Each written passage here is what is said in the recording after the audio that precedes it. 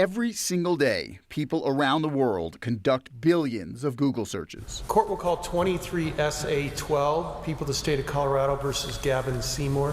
On Thursday, the Colorado Supreme Court focused on one Google search term in particular, 5312 North Truckee Street. This house was clearly plucked out of this densely populated neighborhood. On August 5, 2020, an arson fire destroyed 5312 North Truckee Street in Green Valley Ranch, killing 5 people.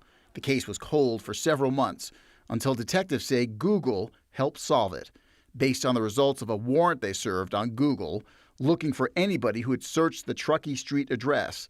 Detectives say they identified 3 teens as suspects, including 16-year-old Gavin Seymour. It was the big break in the case and eventually resulted in police arresting the 3 teens. In pretrial hearings, a Denver judge ruled that the Google search was legal. Gavin Seymour's lawyer disagreed. It fails to specify any individual account to be searched. On Thursday, he argued to the Colorado Supreme Court that the search was far too broad and that billions of Google accounts were searched in the process. That's what this case boils down to.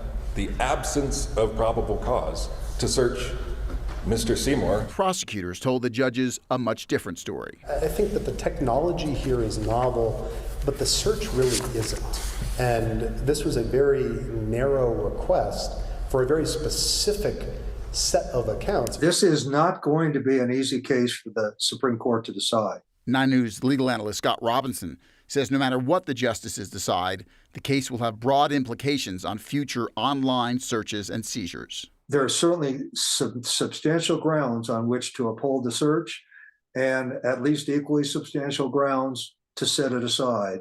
And no matter which way they rule, it's going to have enormous consequences for future investigations. The Supreme Court is expected to decide on the issue in the next few months. If the judges do not allow the Google search evidence to be admitted at trial, it would be a major blow to prosecutors and their case. The youngest of the suspects, who is now 17, pleaded guilty earlier this year. Kim and Tom. And this is, again, one of those things where the court is working with modern technology and its role in things like this. That's right, Tom. And as Scott Robinson said to me earlier, often the law trails technology, and it seems to be happening in this case. Thank you, Matt.